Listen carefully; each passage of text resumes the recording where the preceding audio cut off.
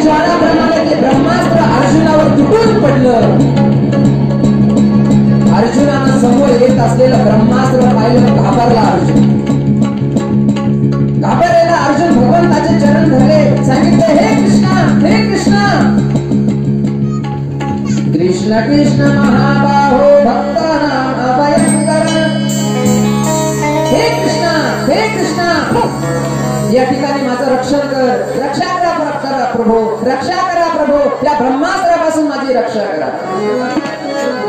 भगवंतानं सांगितलं, अर्जुना, अरे ज्या असणाऱ्या अश्वत्थाम्याला ज्या द्रोणाचार्यांनी ब्रह्मास्त्र दिलेलं आहे, ब्रह्मास्त्राचा प्रयोग कसा करावा हे शिकवलेला आहे, तू सुद्धा त्याच असणाऱ्या द्रोणाचार्यांचा शिष्य आहेस. तुला सुद्धा आणि ब्रह्मास्त्र कसं चालवावं हे द्रोणाचार्यांनी शिकवलेलं आहे. तू सुद्धा आणि या असणाऱ्या अश्वत्थाम्यावर ब्रह्मास्त्राचा प्रयोग कर. आता अर्जुनच होता. अर्जुनानं सुद्धा स्वतःजवळ असलेल्या ब्रह्मास्त्राचा उपयोग आणि अश्वत्थाम्याला मारण्याकरता ब्रह्मास्त्र सोडलं. तिकडूनही ब्रह्मास्त्र आलं, इकडूनही ब्रह्मास्त्र सोडलं. आता दोन्हींची टक्कर होणार. दोन्हींची टक्कर झाली म्हणजे संपूर्ण ब्रह्मांड नष्ट होणार हे भगवंताला कळालं. आणि भगवंताला सांगितलं, अर्जुना, तू तर ब्रह्मास्त्र सोडलेला आहे, परंतु हे जर ब्रह्मास्त्र याचा जर विस्फोट झाला, याची टक्कर झाली तर संपूर्ण ब्रह्मास्त्र, संपूर्ण ब्रह्मांड जळून भस्म होणार. म्हणून हे जे दोन्ही ब्रह्मास्त्र आहे, हे दोन्ही ब्रह्मास्त्र या ब्रह्मास्त्राची शक्ती आवरून घे. आणि अर्जुनानं दोन्ही ब्रह्मास्त्राची शक्ती आणि आपल्या मंत्र शक्तीने त्यांना आवरून घेतली. दोन्ही ब्रह्मास्त्र शांत झाले आणि त्यानंतर पळत असलेला जो अश्वत्थामा होता त्याला पकडलं. अर्जुनानं पकडलं आणि ज्याप्रमाणे दोरखंडानं जसा एखादा पशु बांधतात तसं ते असणाऱ्या अश्वत्थाम्याला बांधलं अर्जुनाने. आणि रथाला बांधलं, मागून बांधलं रथाला, दोरखंडानं बांधलं आणि रथाला फरफटत असणारा हा अश्वत्थामा पांडवांच्या शिबिराच्या दिशेने भगवान परमात्मा आणि अर्जुन निघाले. आणि ज्या ठिकाणी पांडवांची ही शिबिरे लागलेली होती त्या ठिकाणी जी असणारी द्रौपदी आपल्या मृत पुत्राकरता रुदन करत होती, रडत होती, त्या ठिकाणी या असणाऱ्या अश्वत्थाम्याला उपस्थित केलं, हजर केलं. अर्जुन समोर आला, सांगितलं, द्रौपदी, तुझ्या पुत्राची अशा प्रकारे हत्या करणारा हा हत्यारा तुझ्या समोर आहे. बोल, याला कोणती सजा, कोणता दंड द्यायचा? याला दंड तर आता मृत्यूदंड इथं होणारच आहे, परंतु तू सांग याला कोणता दंड दिला पाहिजे. परंतु ही माता होती. मातेचं हृदय जाणत होती. तिनं ज्या वेळेला दोरखंडानं बांधलेल्या या अश्वत्थाम्याला पाहिलं, खाली यानं तोंड घातलेलं होतं, वाईट कर्म यानं केलेलं होतं आणि त्यामुळं खाली तोंड घालून हा अश्वत्थामा रुदन करत होता. या अश्वत्थाम्याला बांधलेलं ज्या वेळेला या द्रौपदीनं पाहिलं, अंतःकरणामध्ये करुणा निर्माण झाली. ही आई आहे. द्रौपदीनं पाहिलं आणि पाहिल्याबरोबर सांगितलं की हे अर्जुना, हे अर्जुना, अरे या असणाऱ्या अश्वत्थाम्याला सोडा, अश्वत्थाम्याला सोडा. हा कोण आहे? हा मूर्तिमंत द्रोणाचार्यांचा पुत्र, म्हणजे मूर्तिमंत तुमच्या समोर द्रोणाचार्य उभे आहेत. ज्या द्रोणाचार्यांनी तुम्हाला धनुर्विद्येमध्ये निष्णात केलं त्यांचाच हा मुलगा आहे. सोडा, सोडा याला या बंधनातून मुक्त करा. मुच्यतामेष ब्राह्मणो नितरां गुरु. हा ब्राह्मण आहे म्हणून याचा वध करू नका, याला या बंधनातून मुक्त करा. का बरं म्हटले, याची जी आई आहे कृपी, या अश्वत्थाम्याची जी आई आहे कृपी, अश्वत्थाम्याचे जे वडील आहे द्रोणाचार्य, काही दिवसापूर्वी द्रोणाचार्य हे वीरगतीला प्राप्त झालेले आहे. द्रोणाचार्यांचा मृत्यू झालेला आहे. आता त्या असणाऱ्या कृपीला म्हणजे अश्वत्थाम्याच्या आईला केवळ आपल्या पुत्राचाच आश्रय आहे. पती तर गेलेले आहे, पतीचा मृत्यू झालेला आहे. आता त्या कृपीला आईला केवळ आपल्या पुत्राचा आश्रय आहे. परंतु मला माझे जरी पुत्र या अश्वत्थाम्याने मारलेले असले तरी परंतु मला तुमच्या अर्थात माझ्या पतीचा मला आश्रय आहे. परंतु ती असणारी जी कृपी अश्वत्थाम्याची जी आई आहे तिला जो आपल्या पुत्राचा आश्रय आहे त्या पुत्रालाही जर तुम्ही मारून टाकलं तर त्या असणाऱ्या आईनं कुणाच्या आश्रयावर आपलं जीवन जगावं याला आई म्हणतात.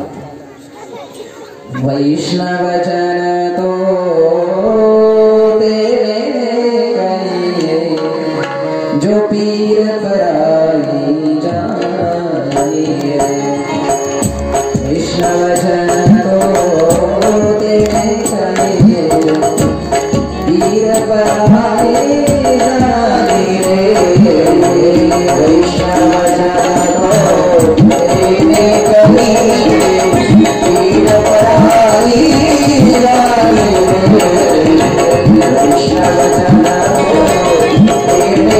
कहिए पीर पराई जाए. ही असणारी आई आहे, द्रौपदी आहे. दुसऱ्या आईचं दुःख ती जाणून घेते. ती म्हणते हे अर्जुना मला तुमचा आश्रय आहे परंतु या असणाऱ्या अश्वत्थाम्याला जर तुम्ही मारलं तर त्या आईनं कुणाच्या आश्रयावर आपलं जीवन व्यतीत करावं. म्हणून याला सोडून द्या, याला या बंधनातून मुक्त करा. आणि या करता युधिष्ठिरानं सुद्धा सहमत व्यक्त केलं. सांगितलं द्रौपदी म्हणते ते ठीक आहे. सहदेवानं सांगितलं, द्रौपदी म्हणते ते ठीक आहे. अर्जुनानं सुद्धा सांगितलं की काही हरकत नाही, याला बंधनातून मुक्त करा. परंतु त्या ठिकाणी असलेला भीम आहे, त्या भीमानं सांगितलं तुम्ही सर्वचा सर्वजण सोडून द्या परंतु मी याला नाही सोडणार. का बरं? कारण यानं निरापराध असणाऱ्या मुलांची हत्या केलेली आहे स्वार्थापोटी. निरापराध असणारी मुलं झोपेत असताना यानं निरापराध असणाऱ्या मुलांची हत्या केलेली आहे. या हत्या झाल्या मी नाही सोडणार, तुम्ही सगळे सोडून द्या. आता मामला आणखीनच बिघडला. काही जण म्हणतात की सोडून द्या, काही म्हणतात सोडणार नाही. भीम म्हणतो मी सोडणार नाही. तर त्या वेळेला आणि अर्जुनानं भगवंताकडे पाहिलं, भगवंताचे चरण धरले, सांगितलं प्रभू आता तुम्हीच काहीतरी निर्णय द्या. कारण तुम्ही आणि वकील आहात आमचे, है की नाही. न्यायालयामधला हा खटला आहे म्हणून निर्णय तुम्हीच द्या. सांगितलं भगवंतानं सांगितलं मला विचारतात का? काही हरकत नाही. मला जर विचारत असाल तर मी शास्त्र काय सांगतं ते सांगतो. शास्त्रामध्ये अशा प्रकारची परिस्थिती आल्यानंतर काय निर्णय घ्यावा काय सांगतं महाराज तुमचं शास्त्र. भगवंतानं सांगितलं तस्मात् शास्त्रं प्रमाणन्ते कार्याकार्य व्यवस्थित. या वेळेला शास्त्र काय सांगतं अर्जुना ऐक. बघा अर्जुनाला भगवंतानं गीतेचा उपदेश केलेला आहे आणि आज अर्जुनाची परीक्षा आहे. गुरु हे शिकवता शिष्याला आणि वेळ आल्यानंतर परीक्षा सुद्धा घेतात. आज अर्जुनाची परीक्षा आहे. काय परीक्षा आहे? भगवंतानं सांगितलं हे बघ म्हणले अर्जुना ब्रह्मबंधुर्न हंतव्यम आतताई बलार्हण. सांगितलंय भगवान या ठिकाणी सांगतात की ब्राह्मण असेल, ऐका, ब्राह्मण असेल, कितीही पाप कर्म करणार असेल, कितीही वाईट कर्म करणार असेल, कितीही अशुभ कर्म करणार असेल, कितीही वाईट मार्गाने जाणार असेल, पाप कर्म करणार असेल, परंतु ब्राह्मणाचा वध करू नये असं शास्त्र सांगतं. कितीही पापी ब्राह्मण असेल, पाप कर्म करणार असेल, परंतु ब्राह्मणाचा वध करू नये हे भगवान सांगतायत. ही एक बाजू मांडली भगवंताने आणि दुसरी बाजू मांडतायत इथं भगवान की ज्यानं निरापराध असणाऱ्या व्यक्तीची झोपेमध्ये हत्या केली तो कोणीही जरी असला तरी त्याला मारलंच पाहिजे, त्याला सोडता कामा नाही. बघा तुम्ही आता हे म्हणजे हे सल्ला देणारे वकील इथे सल्ला देत आहेत.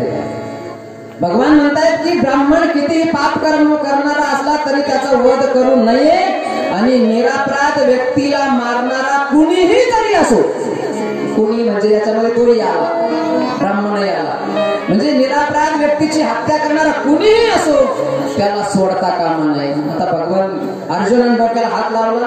भगवंतानं दोन्ही बाजू मांडल्या. आता काय निर्णय घ्यावा. परंतु भगवंताकडून अर्जुनानं गीतेचं श्रवण केलेलं होतं. गीतेचं ते सूत्र आठवलं अर्जुनाला की संभावितस्यचा कीर्ती मरणा गतिरिच्यते. गीतेचं सूत्र आहे संभावितस्यचा कीर्ती. काय सांगताय. भगवंतानं सांगितलं होतं सूत्र आठवलं अर्जुनाला आणि सांगितलं की भगवान म्हणत होते की सन्माननीय पुरुषाचा केलेला अपमान हा मृत्यू समान असतो. सन्माननीय पुरुष म्हणजे जो मानापानाचा आपापलेला आहे. अशा संभावितस्य म्हणजे सन्माननीय पुरुषाचा केलेला अपमान. जसं व्यवहारामध्ये आपण म्हणतो की त्यानं मला मारलं असतं तर चाललं असतं परंतु त्यानं मला असं बोलायला नको होतं. मारलं असतं तर चाललं असतं परंतु मला असं बोलायला नको होतं त्यानं. तर सन्माननीय पुरुषाचा केलेला अपमान हा मृत्यू समान असतो. अर्जुनाला सूत्र आठवलं आणि अर्जुनानं त्या असणाऱ्या अश्वत्थाम्याला बंधनातून मुक्त केलं. त्याच्या संपूर्ण डोक्यावर असलेले जे केस होते ते त्याचं मुंडन केलं. कोणाचं. अश्वत्थाम्याचं मुंडन केलं आणि त्याच्या कपाळावर एक मणी होता की त्या मण्यामुळे त्याला भूक लागत नव्हती तहान लागत नव्हती. तो मणी सुद्धा केसा सगळं उपटून घेतला. केस वरून डोक्याचं मुंडन केलं आणि लात मारून त्याच्या कमरात लात मारली आणि शिबिरातून त्याला हाकलून दिलं. आता तो ब्राह्मण आहे. अशा प्रकारे अपमान झाला त्याचा. जायला लागला. त्यानं सांगितलं या पांडवांना पाणी देणारा सोडणं पाणी देण्याकरता सुद्धा मी ठेवणार नाही. खूप जायला लागला. निघून गेला तो. परत त्याला हा अपमान सहन झाला नाही. सन्माननीय पुरुषाचा केलेला अपमान हा त्याचा मृत्यूसारखा असतो हे त्या असणाऱ्या अश्वत्थाम्याला कळालं आणि तो अश्वत्थामा निघून गेला. अश्वत्थामा निघून गेल्यानंतर या ठिकाणी सूतजी सांगतात की हे शौनकादी ऋषींनो जे काही मेलेले पुत्र होते त्यांचा अंत्येष्टी संस्कार या ठिकाणी सर्व पांडवांनी केला आणि पांडवांनी केल्यानंतर हे जे काही पांडव होते हे पांडव आपापल्या घरी येत आहेत. परंतु असणारा अश्वत्थामा तर गेला. परंतु अश्वत्थामा गेल्यानंतर भगवंताने विचार केला की आता पांडवांना त्यांचं राज्य मिळालेलं आहे. आता मी द्वारकेला गेलं पाहिजे. खूप दिवस झाले म्हणून मी द्वारकेला गेलं पाहिजे. म्हणून द्वारकेला जाण्याचा निर्णय भगवान परमात्माने घेतला. रथारूढ भगवान परमात्मा उद्धवासहित बसले आणि रथावर बसल्या क्षणीच भगवंताच्या कानावर एक आवाज आला. पाही माम पाही माम पाही माम. रक्षा करा रक्षा करा रक्षा करा प्रभू रक्षा करा. कोणाचा आवाज आहे. कुणीतरी अबला आहे कुणीतरी विधवा स्त्री आहे तिचा आवाज आहे आणि ती म्हणते पाही माम रक्षा करा प्रभू रक्षा करा. भगवंतानं पाहिलं अरे ही तर उत्तरा आहे. उत्तरा म्हणजेच अभिमन्यूची असणारी पत्नी आहे उत्तरा. अभिमन्यूला मारलेला आहे चक्रव्यूहामध्ये आणि ही असणारी विधवा उत्तरा. या उत्तरेच्या गर्भावर या अश्वत्थाम्यानं ब्रह्मास्त्र सोडलं. तिकडे गेल्यानंतर ब्रह्मास्त्र सोडलं आणि गर्भपात करून टाकण्याकरता ब्रह्मास्त्राचा प्रयोग केला गेला. ती असणारा ब्रह्मास्त्र उत्तरेच्या दिशेनं येऊ लागलं. उत्तरेला भस्मीभूत काही क्षणामध्ये करणार आहे आणि उत्तरा भगवंताचा धावा करते. हे प्रभू त्वमेव माता च पिता त्वमेव बन्धुश्च सखा त्वमेव विद्या द्रविणं त्वमेव सर्वं मम देव देव. हे प्रभू रक्षा करा प्रभू रक्षा करा. मला माझ्या शरीराची पर्वा नाही परंतु माझ्या शरीरामध्ये माझ्या गर्भामध्ये वाढत असलेला जो गर्भ आहे त्याला आणि धक्का लागता कामा नये. त्या गर्भाला धक्का लागता कामा नये. या शरीराची मला परवा नाही. या शरीराचं भस्मात रूपांतर झालं तरी चालेल परंतु माझ्या गर्भस्थ शिशूला गर्भाला धक्का लागता कामा नये. भगवान परमात्म्यानं क्षणामध्ये ओळखलं की हा असणारा अश्वत्थाम्याचा जळफळाट आहे. यानं ब्रह्मास्त्र सोडलेला आहे. भगवान परमात्मा गेले. सुदर्शन चक्र आहे. भगवंतानं सुदर्शन चक्राचं स्मरण केल्यानंतर सुदर्शन चक्र आणि भगवंताच्या हातामध्ये आहे सूक्ष्म रूप धारण भगवंताने केलं आणि आज भगवान परमात्मा उत्तरेच्या गर्भामध्ये प्रविष्ट झाले. उत्तरेच्या गर्भामध्ये त्या गर्भाचं रक्षण करण्याकरता गर्भामध्ये भगवान परमात्मानं प्रवेश केला. धन्य आहे ती माता. या भारतामध्ये या भारत भूमीमध्ये अनेक माता होऊन गेल्या. काहींनी भगवंताला आपल्या गर्भामध्ये धारण केलं. देवकी मातेनं भगवान श्रीकृष्ण परमात्माला आपल्या गर्भामध्ये धारण केलं. कौशल्या मातेनं प्रभू रामचंद्राला आपल्या गर्भामध्ये धारण केलं. परंतु धन्य आहे ही उत्तरा की ज्या असणाऱ्या द्रौपदीच्या उत्तरेच्या गर्भामध्ये भगवानही आहे.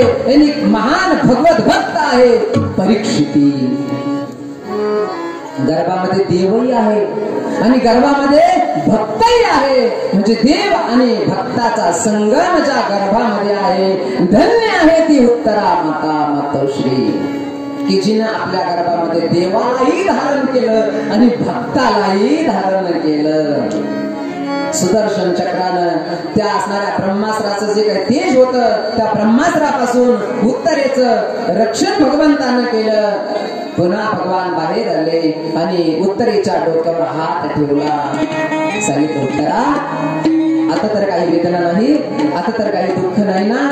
शांत असणारी उत्तरा मौन धारण केलं. कोणत्या शब्दामध्ये भगवंताचे आणि आभार व्यक्त करावे सुचेन असणाऱ्या उत्तरेला आणि उत्तरेचं रक्षण करून भगवान परमात्म्यानं पुन्हा द्वारकेला जाण्याची तयारी केली. आता पुढे जायचंय तर पुढे जायचंय तर भगवंतानं सांगितलं, सर्व पांडवांना सांगितलं की बाबांनो तुम्हाला तुमचं राज्य मिळालं, आता मी द्वारकेला गेलं पाहिजे कारण द्वारकावासी सुद्धा माझी वाट पाहत आहे. आणि पुन्हा असणारे भगवान परमात्मा रथारूढ झाले. रथामध्ये बसून भगवान परमात्मा निघणार तेवढ्यामध्ये पुन्हा कुंती माता समोरून रथाच्या समोरून आडवी झाली.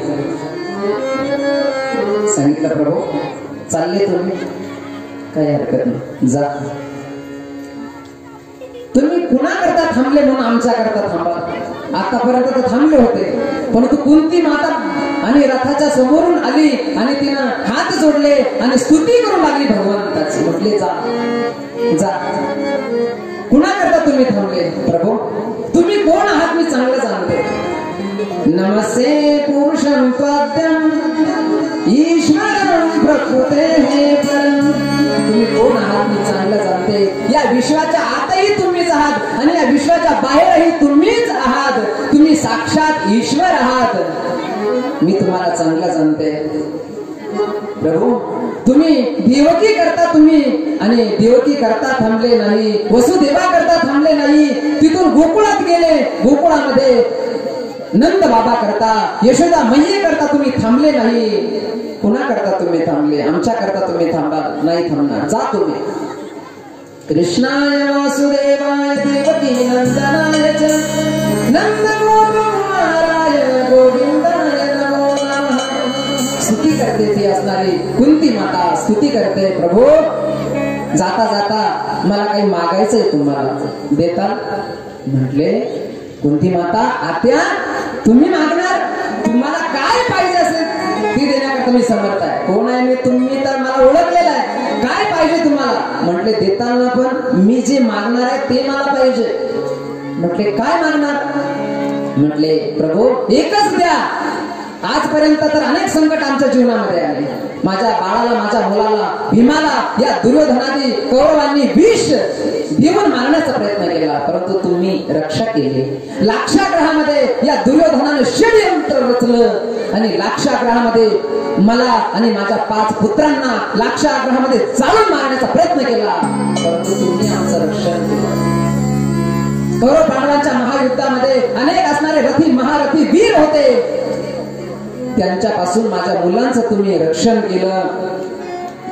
अनेक असणाऱ्या संकटातून नवे नवे द्रौपदी माझी सून, त्या द्रौपदीचं सुद्धा भर दरबारामध्ये वस्त्रहरण होत असताना तुम्ही धावून आले आणि द्रौपदीचं तुम्ही रक्षण केलं. ज्या ज्या वेळेला संकट आमच्या जीवनामध्ये आली तर त्या त्या वेळेला तुम्ही धावून आले. आता सर्वत्र सुखाचं वातावरण निर्माण झालं. माझा असणारा मुलगा युधिष्ठिर या असणाऱ्या चक्रवर्ती सम्राट पदावर विभूषित झालेला आहे, राजा तो बनलेला आहे. आणि आता तुम्ही निघाले जाण्याकरता, तर जाता जाता मला एकच द्या. काय म्हटले? विपद हसंतु न शाश्वत तत्र तत्र जगद्गुरो. विपद ना दुःख. काय द्या?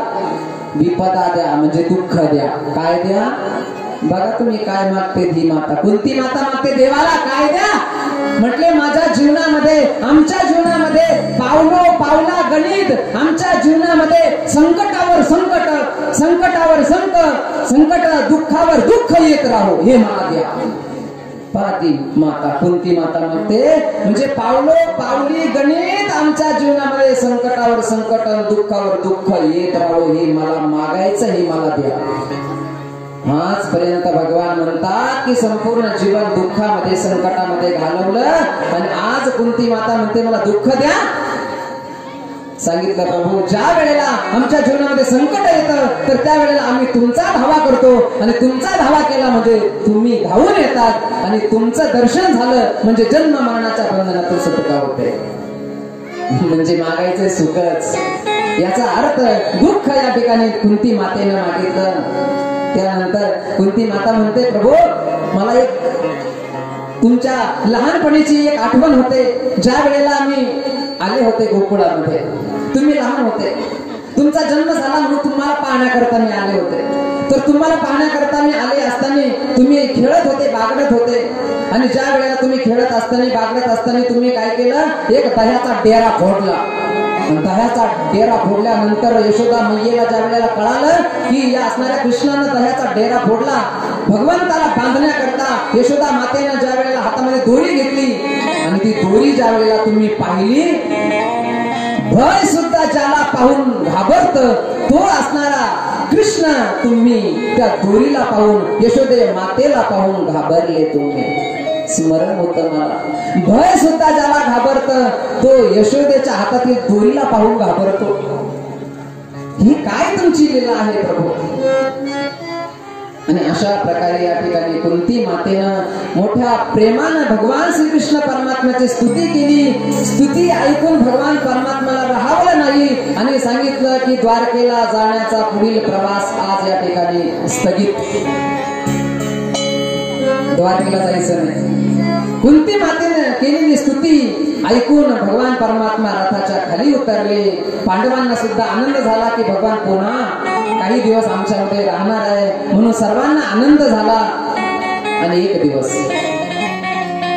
आता चक्रवर्ती राजा युधिष्ठिर आहे, परंतु एक दिवस धर्मात्मा धर्मराज युधिष्ठिर एकांतामध्ये बसून खूप रडत होते.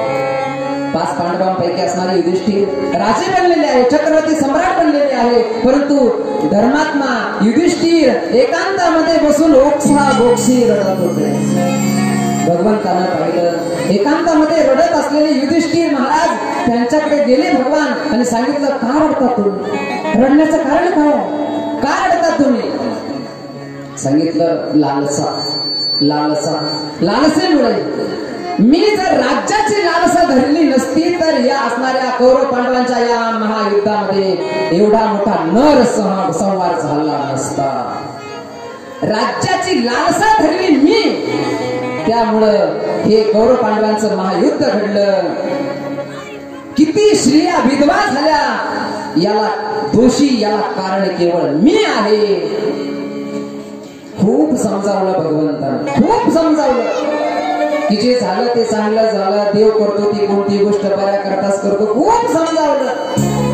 परंतु युधिष्ठिर महाराज समजून घेण्याकरता तयार नाहीये. अर्जुनाला भगवंतानं गीतेचा उपदेश केला, तर अर्जुनाला केलेल्या उपदेशामुळे अर्जुनाच्या अंतःकरणातील मोह नष्ट झाला. त्याही पेक्षा प्रभावी उपदेश भगवान श्रीकृष्ण परमात्म्याने युधिष्ठिराला केला, परंतु उपयोग झाला नाही. का बरं? तर ऐकणाऱ्याच्या मनामध्ये सांगणाऱ्याविषयी आदर भाव असावा. ऐकणाऱ्याच्या मनामध्ये सांगणाऱ्याविषयी आदर भाव असावा, तर केलेला उपदेश सफल होतो. अर्जुनाच्या मनामध्ये भगवान श्रीकृष्ण परमात्म्याविषयी गुरु भाव आहे. आणि युधिष्ठिर महाराज भगवान श्रीकृष्ण परमात्म्याला नात्याचा संबंध लावतात की हा आमच्या आत्याचा, आमच्या मामाचा मुलगा आहे. भगवान श्रीकृष्ण आमच्या मामाचा मुलगा आहे, हा संबंध जोडतायत. कृष्णानं, भगवान श्रीकृष्ण परमात्म्यानं खूप उपदेश केला, परंतु असं म्हणतात जर घरी जर कान टोचले तर ते पिकतात. म्हणून कान टोचायचे असेल तर सोनाराकडे गेलं पाहिजे, हे की नाही. सोनारानं जर कान टोचले तर ते पिकत नाही. भगवंताला कळालं की घरी कान टोचतोय आपण, हे पिकतील, म्हणून याला सोनाराकडे नेलं पाहिजे. पण तो कोणत्या सोनाराकडे न्यावं? आठवलं भगवंताला की एक भक्त आहे या भारतीय कौरव पांडवांच्या महायुद्धामध्ये 10व्या दिवशी जो पडलेला आहे आणि ज्याचं नाव आहे भीष्माचार्य. शरपंजरी पडलेले भीष्माचार्य, अर्जुनानं मारलेले बाण शरीरातून आर पार गेलेले आहे. बाणाच्या शय्येवर पडलेले भीष्माचार्य, त्यांचं स्मरण झालं भगवंताला. आणि भगवंतानं विचार केला की युधिष्ठिराचे कान टोचायचे असेल तर भीष्माचार्य टोचू शकतात. आणि या 5 पांडवांना घेऊन, द्रौपदीला, कुंतीला घेऊन भगवान परमात्मा कुरुक्षेत्राच्या मैदानावर जातात. जिथं भीष्माचार्य पडलेले, इच्छामाने भीष्माचार्य पडलेले होते. तिथं गेल्यानंतर पांडवांनी आणि भीष्माचार्यांचं दर्शन घेतलं. आणि भगवान परमात्मा सुद्धा भीष्माचार्यांचं दर्शन घेत आहेत. आल्याबरोबर आणि भीष्माचार्यांनी सर्वांना आशीर्वाद दिला. आणि आशीर्वाद देऊन अर्जुनाला म्हणतायत, हे अर्जुना, हा समोर असलेला जो व्यक्ती आहे हा कृष्ण आहे. हा कोण आहे कळालं तुम्हाला? म्हटले कोण आहे? आमच्या मामाचा मुलगा आहे, आमच्या मामाचा हा मुलगा आहे. भीष्माचार्य म्हणतात, अर्जुना, अरे कधी तर तू स्वतःच्या रथाचा याला सारथी बनवतोस, कधी आमचा सारथी आहे असं म्हणतोस, कधी मामाचा मुलगा म्हणतोस, कधी शांती दूत बनवून तुम्ही हस्तिनापुराच्या दरबारामध्ये याला पाठवतात, कधी दूत बनवतात, कधी सारथी बनवतात, कधी मामे भाऊ म्हणतात, कधी मित्र बनवतात. काय काय नाही बनवलं तुम्ही याला, काय काय नाही बनवलं. ते हा पण कोण आहे? हा नाही ओळखलं तुम्हाला, हा कोण आहे? हा तर्काची दिठी गोचर नोही किरीटी, ध्यान याची भेटी उत्कंठावाय. जशी ती असणारी यशोदा म्हणायची, गोपींनो हा कोण आहे कळालं तुम्हाला? तर त्यावेळेला आणि यशोदा म्हणायची की हा ब्रह्मविद्येचा पुतळा, हा ब्रह्मविद्येचा पुतळा, हा ब्रह्मविद्येचा पुतळा, हा ब्रह्मविद्येचा पुतळा, ब्रह्मविद्येचा पुतळा, ब्रह्मविद्येचा पुतळा, ब्रह्मविद्येचा पुतळा, ब्रह्मविद्येचा पुतळा. ब्रह्मदेवाचा बाप आहे, ब्रह्मदेवाचा बाप आहे. याला नाही ओळखला अर्जुना तुम्ही. आणि भगवंताची मन भरून स्तुती या ठिकाणी भीष्माचार्य करतायत. भीष्माचार्य भगवंताची स्तुती करतायत. जशी कुंती महाराणीने भगवंताची स्तुती केली तसंच या ठिकाणी आणि भीष्माचार्य भगवंताची स्तुती करतायत. आणि स्तुती करत असताना हे पाहिलं आणि त्यावेळेला युधिष्ठिरानं अनेक प्रश्न भीष्माचार्यांना विचारले, अनेक प्रश्न विचारले. आणि सर्व प्रश्नाची उत्तर, दान धर्म म्हणजे काय, स्त्री धर्म म्हणजे काय, राजधर्म म्हणजे काय, मोक्ष धर्म म्हणजे काय, धर्म अर्थ काम मोक्ष, राजधर्म स्त्री धर्म, या सर्व गोष्टी आणि भीष्माचार्यांना युधिष्ठिरांना विचारल्या. भीष्माचार्यांनी सगळ्यांची उत्तरं दिली आणि भीष्माचार्यांच्या समोर असलेल्या भगवंताची स्तुती भीष्माचार्यांनी करायला सुरुवात केली. हे प्रभू, शेवटी जाता जाता माझी एकच इच्छा आहे. काय इच्छा आहे?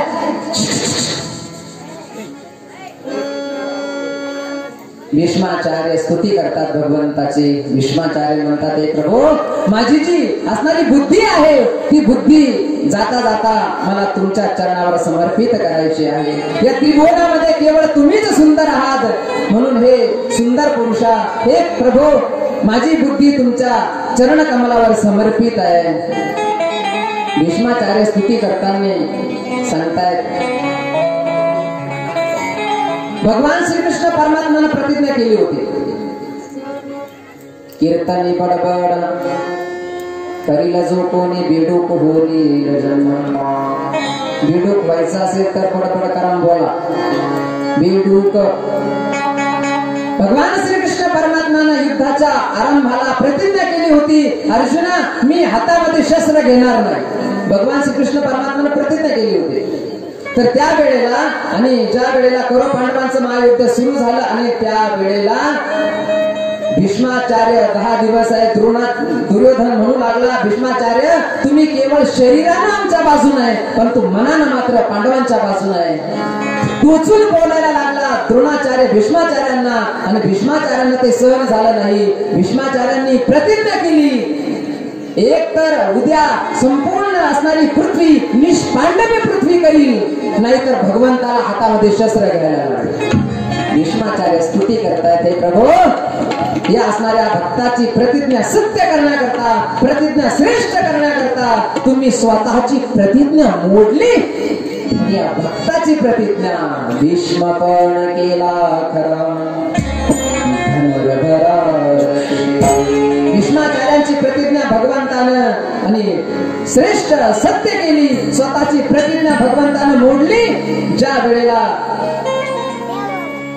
भीष्माचार्य तुटून पडले तर त्या वेळेला भगवंतानं हातामध्ये शस्त्र धारण केलं, एका रथाचं चाक हातामध्ये घेतलं, रथातून उडी मारली आणि ज्याप्रमाणे एखादा सिंह एखाद्या हत्तीवर तुटून पडतो त्याप्रमाणे तुटून पडले भगवान भीष्माचार्यांवर. भीष्माचार्य म्हणतात त्यावेळेसची प्रभू ही छबी, ती छबी त्या छबीच्या ठिकाणी माझी वृत्ती चढो. ज्या वेळेला कौरव पांडवांच्या महायुद्धाच्या प्रसंगीच अर्जुनाच्या रथाचं रक्षण करण्याकरता डाव्या हातामध्ये घोड्यांचा लगाम, उजव्या हातामध्ये चाबूक, आणि ज्या वेळेला रथ तुमचा निघायचा तर समोर तुम्ही तुमच्या दृष्टीने संपूर्ण असणाऱ्या योद्ध्यांची आयुष्य हिरावून घ्यायची. असं हे पार्थ सख्या, हे श्रीकृष्णा माझी बुद्धी तुमच्या चरणावर समर्पित हो, माझी अंतःकरणाची वृत्ती तुमच्या चरणी समर्पित हो. अशा प्रकारची दिव्य स्तुती या ठिकाणी आणि भीष्माचार्य भगवंताची करतात. इतिमती रूप कल्पिता कृष्ण भगवती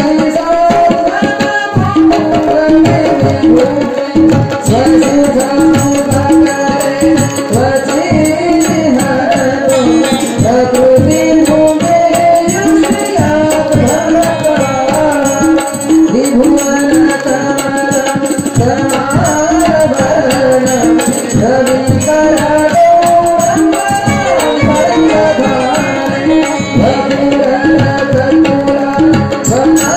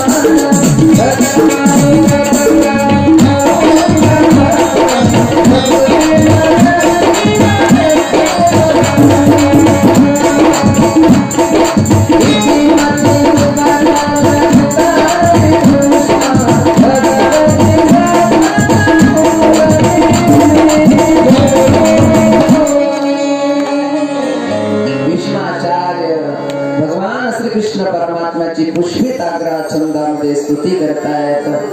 त्यानंतर शेवटचा प्रसंग भीष्माचार्यांच्या जीवनातील. इच्छा मने भीष्माचार्य भगवंताची स्तुती केली, पांडवांना मार्गदर्शन केलं. भीष्माचार्यांनी मार्गदर्शन केल्यानंतर युधिष्ठिराचा शोक नष्ट झाला. भगवान श्रीकृष्ण परमात्म्याची स्तुती केली आणि एकादशीचा दिवस होता. एकादशीचा दिवस होता. दक्षिणायन संपलेलं होतं. उत्तरायणाला प्रारंभ झालेला होता. उत्तरायणामध्ये आणि आता या ठिकाणी भीष्माचार्य प्रयाण करणार आहे. एकादशीचा दिवस होता. उत्तरायणाला प्रारंभ झालेला होता. भीष्माचार्यांनी आपलं मन, आपली वाणी, आपली दृष्टी भगवान श्रीकृष्ण परमात्म्याच्या चरणी समर्पित केली आणि त्याच ठिकाणी भगवंताच्या चरणाचं स्मरण करत करत करत करत भीष्माचार्य भगवंताच्या स्वरूपामध्ये विलीन झाले. भीष्माचार्यांचं शरीर शांत झालं. ज्याप्रमाणे सायंकाळ झाल्यानंतर दिवस मावळल्यानंतर पक्ष्यांचा कलकलाट बंद होतो, त्याप्रमाणे संपूर्ण वातावरण स्तब्ध झालं, शांत झालं. पांडवांनी भीष्माचार्यांचा अंत्येष्टी संस्कार पूर्ण केला आणि त्यानंतर पांडव राज्य करू लागले. धर्मराज युधिष्ठिर धृतराष्ट्राची आज्ञा घेऊन भगवान श्रीकृष्ण परमात्म्याची परवानगी घेऊन आणि राज्य करू लागले. आणि त्यानंतर आता राजा युधिष्ठिर झालेला आहे हे भगवंतानं पाहिलं आणि आता भगवंतानं विचार केला, आता आपण मात्र द्वारकेला गेलं पाहिजे. आता बघा भगवान केव्हापासून येत आहे आणि भगवंतानं सर्वांना विचारलं, परवानगी घेतली की आता मला द्वारकेला गेलं पाहिजे.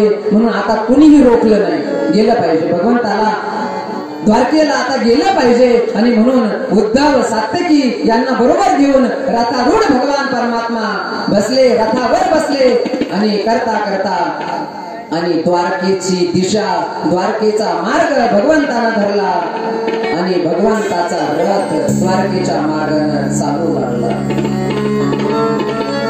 द्वारकावासियांना समाचार कळाला की आमचे भगवान श्रीकृष्ण परमात्मा द्वारकेमध्ये येत आहे, आगमन त्यांचं होत आहे.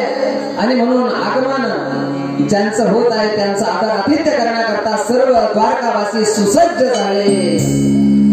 भगवंतानं द्वारकेमध्ये जाण्या अगोदर आपला जो दिव्य शंख होता तो शंख फुंकला. त्या शंखाचा आवाज ऐकल्याबरोबर सर्व द्वारकावासी आनंदित झाले. द्वारकावासियांना आनंद झाला. भगवान आले, भगवान आले, भगवान आले. भगवान आल्याचा आनंद द्वारकावासियांना झाला. भगवान परमात्मा द्वारकेमध्ये गेले. सर्वप्रथम आपल्या माता पित्यांच्या महालामध्ये गेले, माता पित्यांचं दर्शन घेतलं. त्यानंतर आपल्या 16,108 पट्टराण्या होत्या त्यांनाही भेटले. सर्वांचं कुशल विचारलं. परंतु या ठिकाणी शौनकादी ऋषींनी सूतजींना विचारलं की महाराज, अहो परीक्षितीचं काय झालं? परीक्षितीचं भगवान गेले द्वारकेला निघून, परंतु परीक्षितीचं काय झालं? आम्ही परीक्षितीच्या जन्माची, कर्माची आणि त्याला मिळालेल्या मोक्षाची कथा ऐकू इच्छित होतो. तुम्ही तर सरळ निघून गेले रथामध्ये बसून द्वारकेला. तर या ठिकाणी सूतजी म्हणतात की बरोबर श्रोता असा असायला पाहिजे. वक्ता बोलता बोलता कोणत्या दिशेनं निघून गेला हे नाही महत्वाचं, श्रोता चतुर असावा. श्रोत्याला हे कळावं की वक्ता सांगत असताना वक्ता सांगता सांगता कोणत्या दिशेने निघून गेला. म्हणून श्रोता जो बसलेला श्रोता आहे म्हणजे शौनकादी ऋषी आहे, ती सूतजींना विचारतात की महाराज परीक्षितीचं काय झालं? परीक्षितीचा जन्म कसा झाला? तर या ठिकाणी सूतजी म्हणतात की शौनकादी ऋषींनो, योग्य असणाऱ्या सुमुहूर्तावर, शुभ मुहूर्तावर आणि राजा परीक्षितीचा अनुकूल ग्रहाचा उदय झाला. त्यावेळेला सद्गुणांनी विकसित असणाऱ्या शुभ मुहूर्तावर राजा परीक्षितीचा जन्म झाला. राजा परीक्षितीचा जन्म झाला आणि ज्या वेळेला राजा परीक्षितीचा जन्म झाला तर हे बालक दिसायला असं होतं जणू दुसरा पंडूच जन्माला आला. आजोबा दिसायला खूप सुंदर परीक्षिती होता. आणि त्यानंतर युधिष्ठिरानं सर्व ब्राह्मणांना बोलावलं आणि ब्राह्मणांना बोलावून पुण्य वाचन करून घेतलं. उच्च स्वरामध्ये सर्व ब्राह्मण आणि या बाळाचं पुण्य वाचन करतायत. ओम भद्रं कर्णेभिः शृणुयाम देवा भद्रं पश्येमाक्षभिर्यजत्राः स्थिरैरङ्गैः सुष्ठुवासस्तनूभिर्विषेम देवहितं यदायुः स्वस्ति न इन्द्रो वृद्धश्रवाः स्वस्ति न पूषा विश्ववेदाः स्वस्ति नस्तारक्षो अरिष्टनेमि स्वस्ति नो बृहस्पतिर्दधातु. पुण्यवाचन करतात ब्राह्मण. पुण्यवाचन आणि या परीक्षितीचं ब्राह्मणांनी केलं. दान दक्षिणा या ब्राह्मणांना धर्माला युधिष्ठिरानं समर्पित केली. आणि जे ज्योतिषी होते त्या ज्योतिषांना विचारलं युधिष्ठिरानं की हा आमचा जो मुलगा आहे आमच्या कुळामध्ये जो जन्माला आलेला आहे हे जे बाळ आहे याचं भविष्य काय सांगतं सांगा. याचं भविष्य पुढं. तर जे ज्योतिषी होते त्या ज्योतिषांनी सांगितलं सर्वप्रथम याचं नामकरण करू. नामकरण संस्कार. काय नाव ठेवणार महाराज म्हटले या बाळाचं रक्षण गर्भामध्ये असताना भगवान विष्णूने केलं म्हणून याचं एक नाव असेल विष्णुरात. परीक्षितीचं एक नाव आहे विष्णुरात. याचं नाव विष्णूने रक्षण केलं म्हणून याचं नाव विष्णुरात आहे. विष्णुरात आहे. परंतु चुलत्यांनी याचं एक लाडाचं नाव ठेवतं. लाडाचं नाव ठेवलं असतं नाही. एक लाडाचं नाव असतं एक मुख्य प्रभावी नाव असतं. तर या असणाऱ्या पांडवांनी याचं एक लाडाचं नाव ठेवलं कारण हे बाळ ज्या वेळेला जन्माला आलं तर जन्माला आल्यानंतर ते सगळ्याकडे पाहायला लागलं. असं टुकूर टुकूर टुकूर पाहायला लागलं. काय पाहत होतं ते तर ते हे पाहत होतं की मी गर्भामध्ये आईच्या गर्भामध्ये असताना जो 4 हात वाला होता हातामध्ये ज्यानं सुदर्शन चक्र परिधान केलेलं होतं तो या लोकांमध्ये दिसत नाही. तो कुठं आहे कुठं आहे तो असं परीक्षण करत होता. परितः इच्छति इति परीक्षितः. अर्थात परीक्षण करण्याची ज्याची वृत्ती होती म्हणून त्याचं एक नाव पडलं परीक्षित. परीक्षिती. परीक्षण करण्याची ज्याची वृत्ती होती लाडाचं नाव ठेवलं परीक्षिती. सांगितलं युधिष्ठिरानं की हा बाळ याचं भविष्य ज्योतिष शास्त्रज्ञांना विचारलं काय असेल तर सांगितलं भविष्य पाहणाऱ्यांनी सांगितलं की हा दशरथ नंदन प्रभू रामचंद्रासारखा ब्राह्मण भक्त असेल. सत्य प्रतिज्ञा असेल. धनुर्धर्यांमध्ये सहस्रार्जुनासारखा अर्जुनासारखा हा असेल. समुद्रासारखा दुस्तर असेल. त्याचप्रमाणे भगवान शंकरासारखा कृपाळू असेल. प्राणी मात्रांना आश्रय देणारा असेल. त्याप्रमाणे रंतिदेवासारखा हा उदार असेल. ययाती राजासारखा धार्मिक असेल. हा पुष्कळ आणि अश्वमेध यज्ञ करील. गुरुजनांची सेवा हा करील. पृथ्वीच्या आणि धर्माच्या रक्षणाकरता हा कलीला सुद्धा शासन करील. कलीला सुद्धा शासन हा असणारा परीक्षिती करेल. परंतु पण त्या ज्योतिषाच्या मुखातून एक शब्द निघाला. पाहत असताना भविष्य पाहत असताना पण हे सगळे काही गुण याच्या जीवनामध्ये आहे. पण युधिष्ठिरानं सांगितलं पण काय पण म्हटले याच्या हातून एक चूक घडेल. एका साधूच्या गळ्यामध्ये हा मेलेला सरपाट केलं आणि तो साधूचा मुलगा याला शाप दिला. 7व्या दिवशी याचं शरीर जळून भस्मात त्याचं रूपांतर होईल परंतु घाबरायचं काही काम नाही. ते ब्राह्मण सांगतायत की ज्या वेळेला मृत्यूचा शाप दिला जाईल तर हा त्या वेळेला आपल्या मुलांवर संपूर्ण राज्याचा कारभार सोपवील आणि गंगेचं तीर गाठील. त्या ठिकाणी व्यासपुत्र शुकाचार्य याला श्रीमद भागवताची कथा ऐकवतील आणि 7 दिवसामध्ये याला मुक्त अवस्था प्राप्त होईल. हे ज्या वेळेला ऐकलं तर धर्माला युधिष्ठिराला खूप आनंदही झाला. जीवनामध्ये या गोष्टी अनुकूलता प्रतिकूलता येत आहे. त्यांना खूप दान धर्म काही गायी दान दिल्या काही शेत दान दिलं आणि आपला मान सन्मान घेऊन सर्व असणारे भविष्य पाहणारे जे काही ब्राह्मण होते ते आपापल्या घरी निघून गेले. परीक्षिती चंद्र शुक्ल पक्षातील चंद्र ज्याप्रमाणे कलेनं वाढत जातो तसा हा परीक्षिती आपल्या या वैभवामध्ये वाढू लागला आणि याच्या जीवनामध्ये धर्मराज युधिष्ठिरानं 3 अश्वमेध यज्ञ केले. 3 अश्वमेध यज्ञ या ठिकाणी केले आणि एका वेळेला ज्या वेळेला द्रौपदी वस्त्रहरण होत होतं त्या वेळेला त्या ठिकाणी विदुर होते. विदुरांना ते सहन झालं नव्हतं आणि म्हणून विदुरांनी या असणाऱ्या हस्तिनापुराच्या दरबाराचा त्याग केला होता आणि तीर्थयात्रा करण्याकरता ते निघून गेले होते. आणि या वेळेला जो परीक्षित या ठिकाणी होता त्या वेळेला 3 अश्वमेध यज्ञ आणि युधिष्ठिराने केले आणि एका वेळेला 3ही असणाऱ्या अश्वमेध यज्ञामध्ये भगवान परमात्मा आणि उपस्थित होते आणि एका वेळेला अर्जुनाला घेऊन भगवान परमात्मा द्वारकेला निघून गेले होते भगवान परमात्मा. त्यानंतर या हस्तिनापुराच्या दरबारामध्ये विदुरजी तीर्थयात्रा करून आले. विदुरजी काय करून आले? राधे राधे बोले वृंदावन चलिए, राधे राधे बोले वृंदावन चलिए,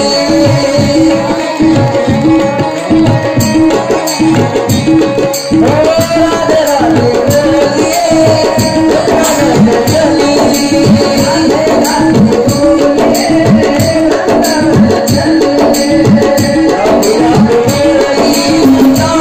वृंदावन चलिए,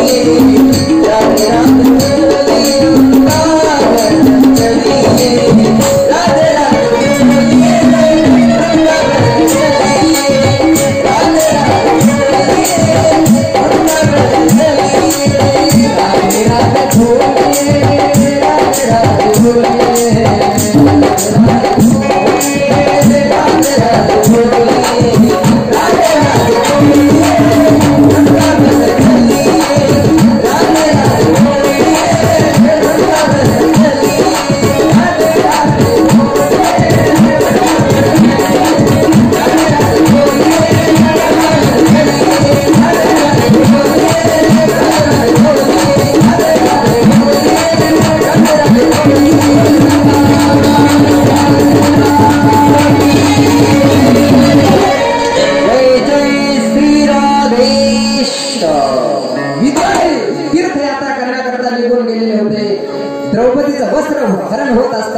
विदुरजींना ते पाहवलं नाही. हस्तिनापुराच्या दरबाराचा त्याग करून आणि विदुरजी निघून गेले होते तीर्थयात्रा करण्याकरता.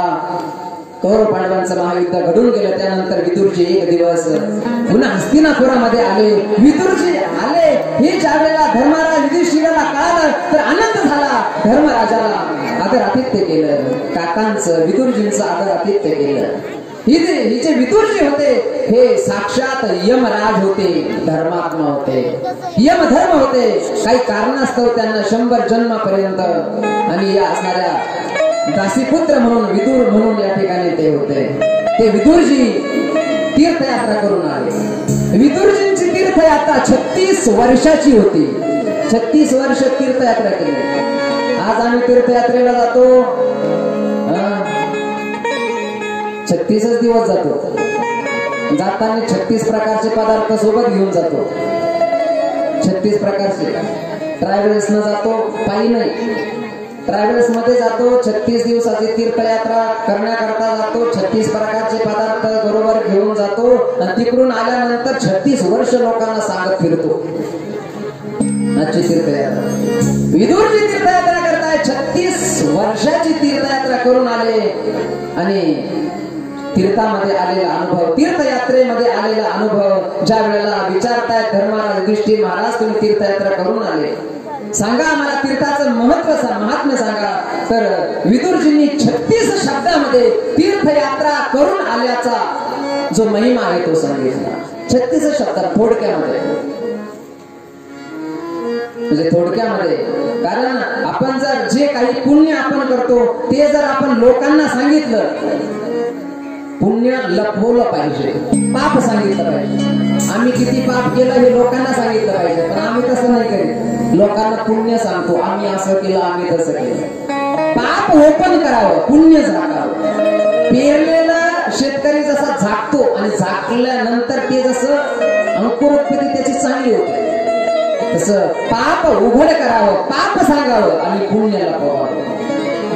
थोडक्यामध्ये तीर्थयात्रेमध्ये आलेला अनुभव आणि विदुरजींनी धर्मराज युधिष्ठिराला पांडवांना सांगितला आणि त्यानंतर सर्व काही सांगितलं. द्वारकेमध्ये जो काही प्रकार घडला ते विदुरजींना कळालं होतं की द्वारकेमध्ये संपूर्ण द्वारकावासियांचा मृत्यू झालेला आहे, हे विदुरजींना कळालेलं होतं. परंतु ती जी बातमी होती ती विदुरजींनी धर्मराजाला सांगितली नाही, कारण ती उघडकीला येणारच होती. आणि त्यानंतर काही दिवस त्या ठिकाणी विदुरजी राहिली हस्तिनापुरामध्ये आणि एक दिवस धृतराष्ट्राच्या महालामध्ये गेले. हा धृतराष्ट्र बसलेला होता, गांधारी बसलेली होती आणि त्या ठिकाणी विदुरजी गेले आणि विदुरजी गेल्यानंतर असं फटकारलं सुद्याला. अर्थात या धृतराष्ट्राला सांगितलं, विचारलं त्यांनी, कसं काय, मजा आहे काय, सर्व कसं चाललं तुमचं? युधिष्ठिरा या धृतराष्ट्राला विचारलं, सांगितलं, विदुरा काय तुला सांगू, हे पांडव माझी एवढी सेवा करतात, स्वयंपाक झाल्यानंतर भीमसेन सर्वप्रथम आणि माझ्याकडे येतात, मला अगोदर भोजन करवतात आणि नंतर हे जेवतात, इतकी माझी सेवा करतात. मी अपेक्षा सुद्धा केली नव्हती, माझ्या मुलांकडून सुद्धा मला एवढी अपेक्षा नव्हती, एवढी सेवा करतात हे पांडव. पांडवांच्या कौतुकाचे फुल बांधले. यानं सांगितलं, थोडी फार लाज आहे की पूर्णच विकून टाकली? काही लाज? धृतराष्ट्राला सांगितलं, काही लाज आहे की नाही? ज्या असणाऱ्या भीमाला मारण्याकरता त्याला विषाचे लाडू तुम्ही घातले, लाक्षाग्रहामध्ये मारून या पांडवांना लाक्षाग्रहामध्ये जाळून मारण्याचा प्रयत्न या पांडवांकरता तुम्ही केला. ज्यांच्या कुलवधी असणाऱ्या द्रौपदी स्त्रीला तुम्ही भर दरबारामध्ये निर्वस्त्र करण्याचा प्रयत्न केला आणि त्यांच्याच राज्यामध्ये राहून आणि त्यांचंच अन्न तुम्ही खातायत, या तुमच्यापेक्षा कुत्रे बरे कुत्रे. इथं स्पष्ट उल्लेख या ठिकाणी विदुरजींनी केला. मग धृतराष्ट्राला सांगितलं, विदुरजी काय करू मी आता? सांगितलं, इथं राहू नका, आता इथं राहिल्यानंतर तुमचं भलं होणार नाही, चला माझ्या बरोबर. कुठं? चला माझ्या बरोबर हिमालयामध्ये चला. आणि रात्रीच्या वेळी विदुरजी आणि धृतराष्ट्र आणि गांधारीला घेऊन निघून गेले, पसार झाले रात्रीच्या वेळी. सकाळी उठल्यानंतर धर्मराजानं पाहिलं, आपली दैनंदिन दिनचर्या उरकल्यानंतर धृतराष्ट्राच्या महालामध्ये गेले तर त्या ठिकाणी धृतराष्ट्र आणि गांधारी नव्हते. संजयाला विचारलं तर संजयानं सांगितलं, मला सुद्धा सांगता येणार नाही. शोध करू लागले धर्मराज युधिष्ठिर, कुठे गेले माझे काकाश्री, कुठे गेले विदुरजी, कुठे गेले धृतराष्ट्र महाराज, कुठे गेले गांधारी, कुठे गेले? काय केलं त्यांनी? जीवाचं काही बरं वाईट तर केलं नाही ना? आमचा काय राग आला त्यांना नेमका? आम्हाला सोडून कुठे गेले?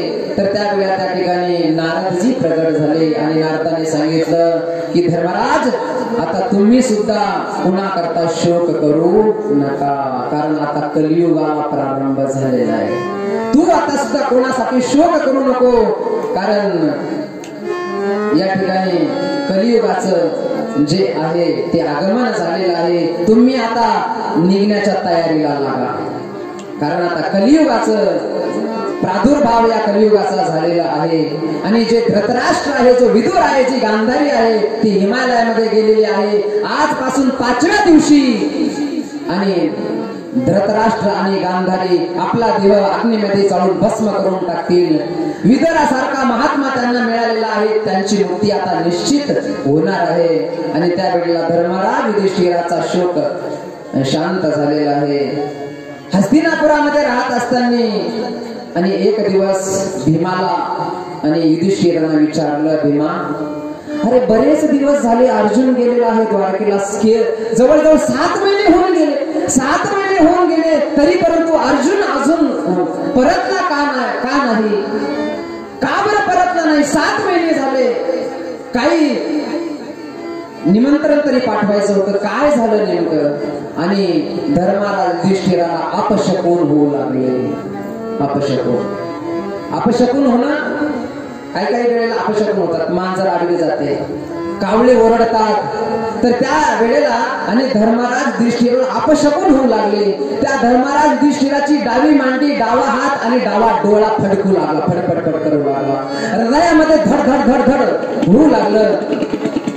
त्या धर्मराज युधिष्ठिरानं भीमाला विचारलं, हे असणारे जे काही अपशकुन आहे हा कोणता संकेत आम्हाला देऊ इच्छितात? आकाशामध्ये उल्कापात होऊ लागली, सतत भूकंप होऊ लागले, रोगराई जिकडे तिकडे पसरलेली आहे. हे असणारे जे संकेत आहे हे चांगले संकेत नाहीये. अपशकुन होऊ लागले.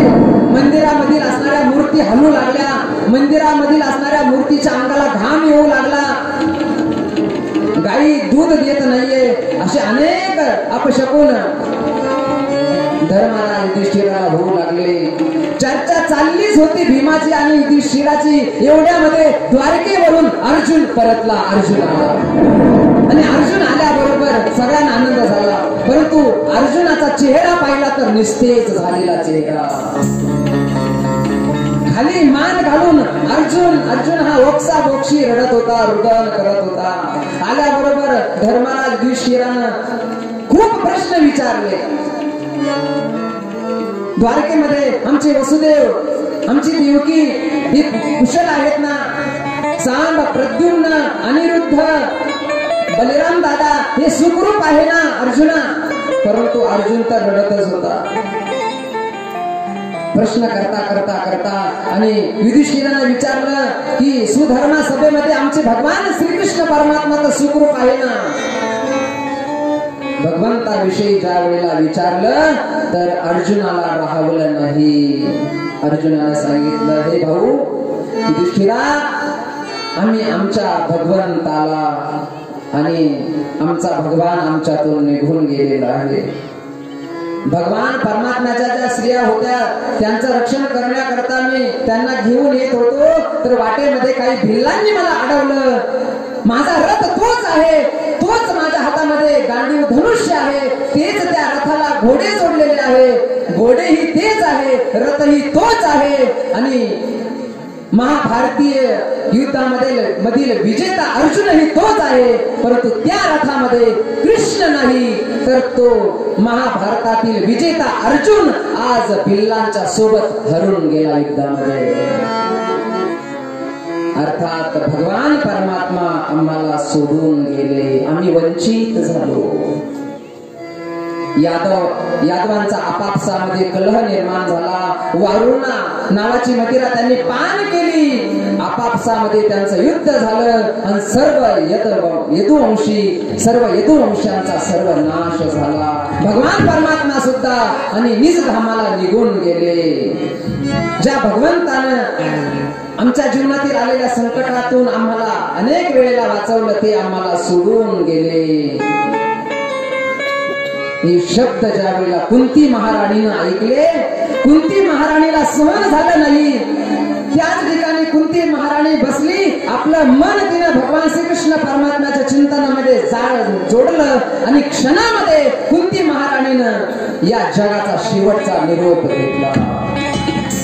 ज्याप्रमाणे आणि त्रेतायुगामध्ये प्रभू रामचंद्राचा विरह दशरथ राजाला सहन झाला नाही आणि प्रभू रामचंद्राच्या विरहामध्ये आणि दशरथाने आपले प्राण, आपल्या देहाचा त्याग केला. विरह सहन झाला नाही.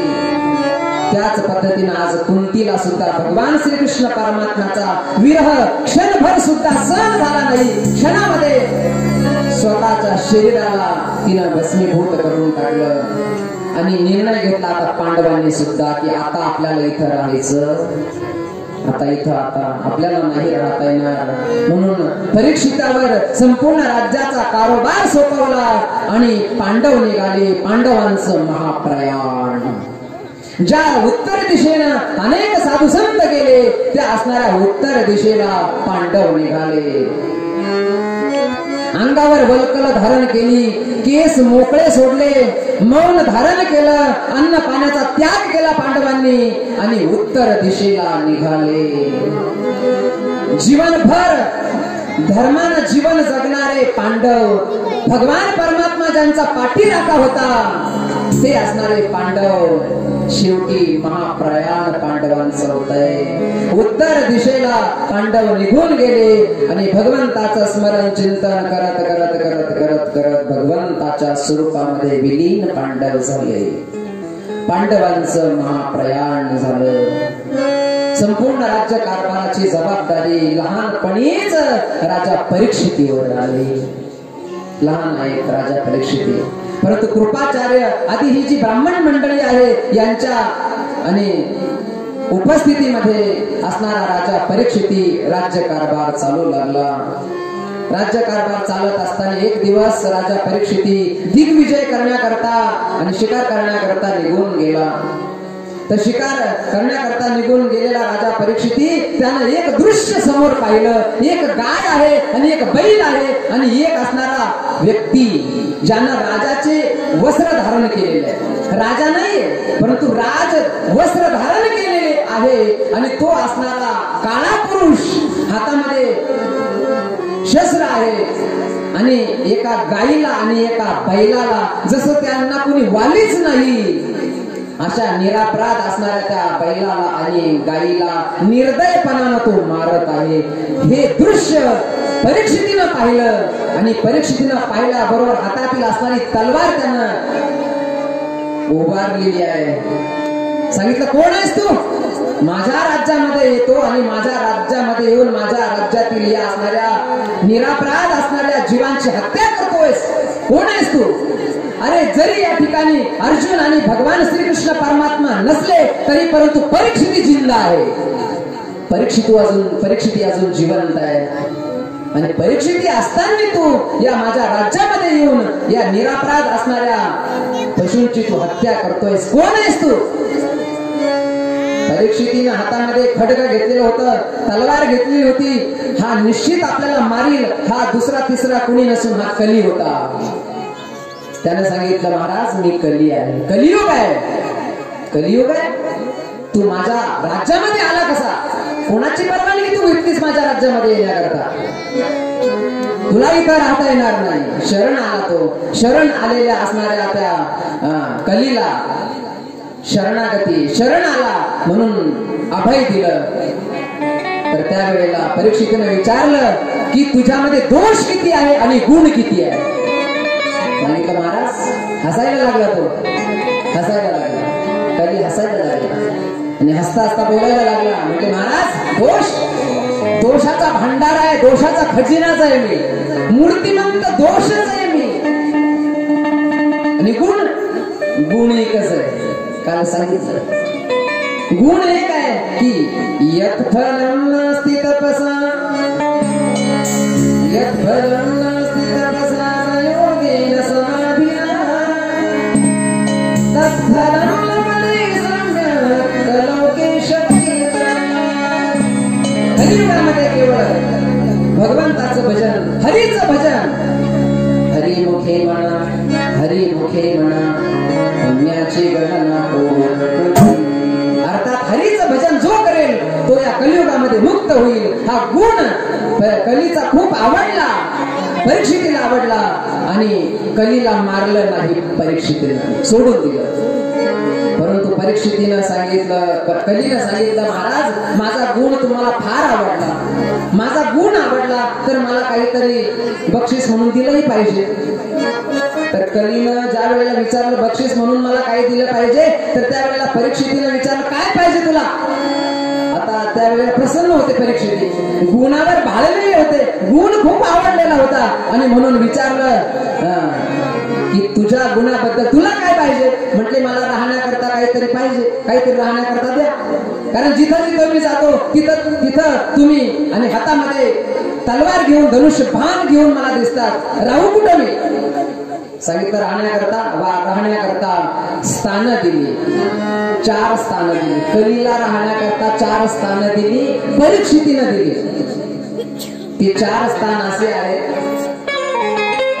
ज्याला स्वतःच आत्मकल्याण करून घ्यायचं असेल त्यांनी त्या 4 स्थानाचा त्याग केला पाहिजे. कलीला परीक्षिती म्हणतो, परीक्षितीने सांगितलं 4 स्थानावर राहा. म्हटले कुठं कुठं राहू महाराज? स्थानं दिली. द्यूतं पानं स्त्रियसूना यत्रा धर्मश्चतुर्विधः. 4 स्थान दिली. कली तुला राहण्याकरता ज्या ठिकाणी लोक द्यूत खेळतील, पत्ते चल तुमच्या गावात नाही खेळत, ज्या ठिकाणी लोक द्यूत खेळतात, आकडे लावतात, त्या ठिकाणी कलीचा प्रवेश असतो. द्यूतम भागवतामध्ये सांगितलं, ज्या ठिकाणी द्यूत खेळलं जातं, पत्ते खेळले जातात तिथं आणि कलीचा प्रवेश असतो. ज्या ठिकाणी मदिरा पान केली जाते, दारू ज्या ठिकाणी पितात, जो अड्डा जिथं असतो त्या ठिकाणी कलीचा प्रवेश असतो. ज्या ठिकाणी आणि व्यभिचार वेश्यागमन ज्या ठिकाणी घडतं त्या ठिकाणी कलीचा प्रवेश आहे आणि ज्या ठिकाणी जीवांची हिंसा केली जाते त्या ठिकाणी कलीचा प्रवेश आहे. 4 ठिकाणी 4 स्थान असे आहे की या 4 स्थानावर मूर्तिमंत कली प्रवेश करतो, त्या ठिकाणी वास्तव्य करून राहतो. द्यूत ज्या ठिकाणी खेळलं जातं, मदिरा पान अर्थात दारू ज्या ठिकाणी घेणं देण्याचा व्यवहार होतो, ज्या ठिकाणी व्यभिचार केला जातो आणि ज्या ठिकाणी हिंसा केली जाते, निरापराध असणाऱ्या पशु पक्ष्यांची आणि हिंसा केली जाते, त्या ठिकाणी कली मूर्तिमंत रूपानं त्या ठिकाणी वास्तव्य करतो. ही 4 स्थानं दिली परीक्षितीनं कलीला. परंतु त्यानं सांगितलं, महाराज माझा परिवार फार मोठा आहे, हे 4 स्थानांमध्ये माझं भागणार नाही, एखादं 5वं स्थान द्या. काय द्या म्हटलं, 5वं स्थान असं द्या की त्या ठिकाणी मला चांगल्या पद्धतीनं राहता येईल. आता परीक्षिती जे होते ते प्रसन्न होते आणि त्यावेळेला त्या कलीनं सांगितलं की सुवर्णामध्ये सुद्धा मला प्रवेश द्या. सुवर्णामध्ये सोन्यामध्ये सुवर्णामध्ये सुद्धा मला प्रवेश द्या. प्रसन्न होते राजा परीक्षिती. तथास्तु म्हणून सांगितलं की जा, सुवर्णामध्ये सुद्धा तुझं वास्तव्य राहील. त्याला तेवढंच पाहिजे होतं. ज्या वेळेला कलीला हे 5 स्थान दिली, म्हणून ज्याला आपलं आत्मकल्याण करायचं आहे, आत्मकल्याण इच्छिणाऱ्या पुरुषांनी या 5 स्थानापासून सावध राहिलं पाहिजे. विशेषतः जो धार्मिक राजा आहे त्यानं, धार्मिक जो राजा आहे त्यानं या 5 स्थानापासून बाजूला राहिले पाहिजे. जो राजकारणामध्ये आहे, राजकारण जो करतो त्यानं सुद्धा या 5 स्थानापासून बाजूला राहिले पाहिजे. आणि धर्माचा उपदेश करणारे जे संत महापुरुष आहेत त्यांनी सुद्धा या 5 स्थानापासून बाजूला राहिलं पाहिजे. या ठिकाणी सूतजी शौनकादी ऋषींना या कलीचा प्रसंग या ठिकाणी सांगतात. आणि त्यानंतर राजा परीक्षितीच्या जीवनामध्ये जे वाईट कर्म घडतंय तर ते या ठिकाणी राजा परीक्षिती एक दिवस आपल्या बापदादांनी कमवले जे काही होतं, जो भंडार ग्रह होता त्या ठिकाणी तो गेला आणि त्याने विचार केला माझ्या बापदादांनी खूप काही कमवलेलं आहे. त्या पेट्या उघडायला सुरुवात केली. त्याच्यामध्ये ज्या पेट्या होत्या त्या पेट्यामध्ये जे काही मुकुट ठेवलेले होते त्या मुकुटामध्ये एक मुकुट फार आवडला राजा परीक्षितीला आणि तो मुकुट होता जरासंधाचा.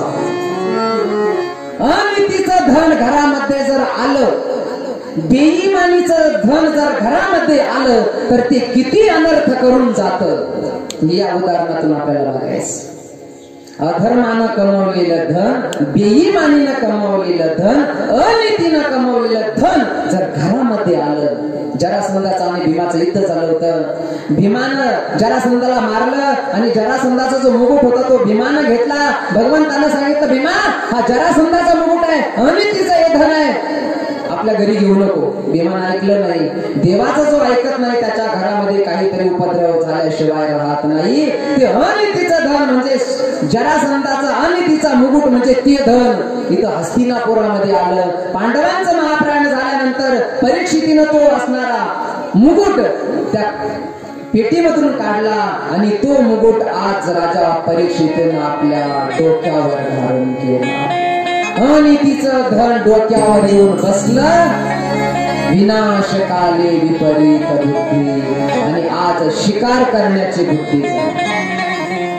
परीक्षिती निघाला शिकार करण्याकरता. शिकार करण्याकरता निघालेला परीक्षिती शिकार करण्याकरता निघाला. दिवसाचे वाजले 12 आणि पोटाचे सुद्धा वाजले 12 वाजले. पोटाचे तहान लागली, भूक लागली राजा परीक्षितीला आणि शिकार करण्याकरता हा निघालेला आहे. कुठेतरी शिकार मिळेल, कुठेतरी शिकार मिळेल, अन्न मिळेल, पाणी मिळेल या शोधामध्ये असताना भटकलेला सैन्य होतं, तेही भटकलेलं होतं. भूक लागलेली होती आणि भूक लागलेल्या अवस्थेमध्ये एक आश्रम दिसला राजा परीक्षितीला. वनामध्ये फिरत असताना शमीक मुनीचा आश्रम दिसला. शमीक मुनी आपल्या आसनावर आपल्या आश्रमामध्ये बसलेला आहे. राजा परीक्षिती होता, तो वनामध्ये भटकलेला होता. पाहत होता, इकडं तिकडं पाहत होता की एखादा आश्रम असेल, त्या आश्रमामध्ये मला पाणी मिळेल, अन्न मिळेल या शोधामध्ये असताना राजा परीक्षितीला आश्रम दिसला आणि त्या आश्रमामध्ये एक साधू बसलेले होते, ज्या साधूचं नाव होतं शमीक मुनी. शमीक मुनी आपल्या आश्रमामध्ये बसलेले होते. राजा परीक्षिती आला, आश्रमाच्या द्वारातून आवाज दिला राजा परीक्षितीनं, आहे का कोणी आश्रमामध्ये? आश्रमामध्ये कोणी आहे का? आवाज दिला, परंतु कुणीही राजा परीक्षितीला प्रत्युत्तर दिलं नाही. खूप मोठमोठ्याने आवाज देऊ लागला राजा परीक्षिती, अरे शिष्यांनो, अरे शिष्यांनो, असणाऱ्या आश्रमामध्ये कोणी आहे का? खूप आवाज दिला, परंतु राजा परीक्षितीला कुणी प्रत्युत्तर दिलं नाही. समाधी अवस्थेमध्ये बसलेले असणारे शमीक मुनी राजा परीक्षितीनं पाहिलं, अरे हा साधू डोळे बंद करून बसलेला आहे, मी राजा आहे. राजा आश्रमामध्ये आल्यानंतर माझा आदरातिथ्य नाही, माझं पूजन नाही. हा साधू नाहीये, हा ढोंगी साधू आहे. मी आश्रमामध्ये आलेलो असताना सुद्धा माझा आदरातिथ्य नाही. राग आला राजा परीक्षितीला, क्रोधाने तप्त झाला राजा परीक्षिती. राजाचा अपमान, राजांना असं वाटलं की या ठिकाणी हा साधू माझा अपमान करतोय, परंतु साधू बसलेला होता आपल्या चिंतनामध्ये, भगवंताच्या चिंतनामध्ये रंगलेला होता. ब्रह्मानंदे लागली काळी कोण देवा ते सांभाळ. जागृती, स्वप्न आणि सुषुप्तीच्या पलीकडे ज्याची अवस्था होती, समाधी अवस्थेमध्ये बसलेले शमीक मुनी होते, जागृत अवस्थेमध्ये नव्हते. राजा परीक्षितीला राग आला आणि क्रोधाच्या भरामध्ये राजा परीक्षितीनं त्या ठिकाणी मेलेला सर्प होता, तो मेलेला सर्प राजा परीक्षितीनं बाणाच्या टोकावर उचलवला. मेलेला सर्प आहे. आज राजा परीक्षितीतून जी चूक घडत आहे, जे वाईट कर्म घडत आहे, त्या कर्माचं फळ राजा परीक्षितीला राग आला आणि क्रोधाच्या आवेशामध्ये मेलेला सर्प राजा परीक्षितीनं साधूच्या गळ्यामध्ये अडकवला. साधू तर शुद्धीवर नाही, परंतु आलेला राजा परीक्षिती सर्प साधूच्या गळ्यामध्ये अडकून परत आपल्या राजधानीला परतला. शैक्षिक मुनी तर भगवंताच्या चिंतनामध्ये बसलेले होते, त्यांना शुद्धच नव्हती कोण आला आणि कोण गेलं. आणि राजा परीक्षिती जो आहे तो आपल्या मार्गानं आणि परत आपल्या राजधानीला निघून गेला. शमीक मुनीचा मुलगा होता शृंगी, जो कौशिकी नदीमध्ये स्नान करत होता. इथं ऋषी कुमाराने सांगितलं, अरे शृंगी, तू इथं स्नान करतो, परंतु तुझ्या बापाच्या गळ्यामध्ये एका राजानं मेलेला सर्प अडकवलेला आहे. राजा परीक्षितीनं माझ्या पित्याच्या गळ्यामध्ये मेलेला सर्प अडकवला. शमीक मुनीचा मुलगा शृंगीला राग आला. शृंगीनं कौशिकी नदीचं पाणी हातामध्ये घेतलं, अभिमंत्रित पाणी केलेलं आहे, अभिमंत्रित करून आणि राजा परीक्षितीला हा शमीक मुनीचा मुलगा शृंगी शाप देतोय की ज्या राजानं माझ्या पित्याच्या गळ्यामध्ये मेलेला सर्प अडकवलेला आहे, त्या राजा परीक्षितीचा 7व्या दिवशी तक्षक नावाचा सर्प दोष होऊन राजा परीक्षितीचा मृत्यू हो.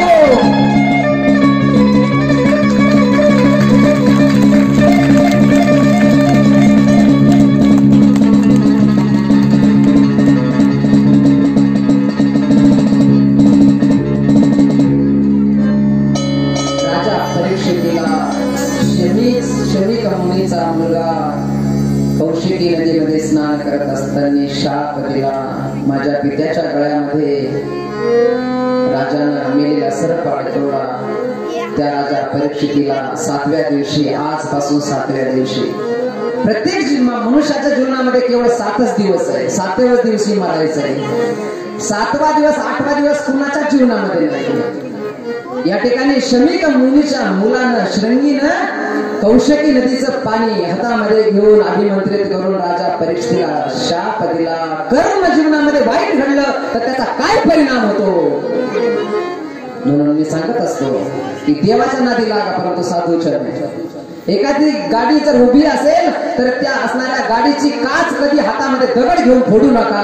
अन्यथा जर हातामध्ये दगड घेऊन ती गाडीची काच तुम्ही फोडण्याचा प्रयत्न केला तर ती असणारी काच तर फुटेल, परंतु फुटल्यानंतर त्या काचेचं रूपांतर धारदार असणाऱ्या शस्त्रामध्ये झाल्याशिवाय राहणार नाही.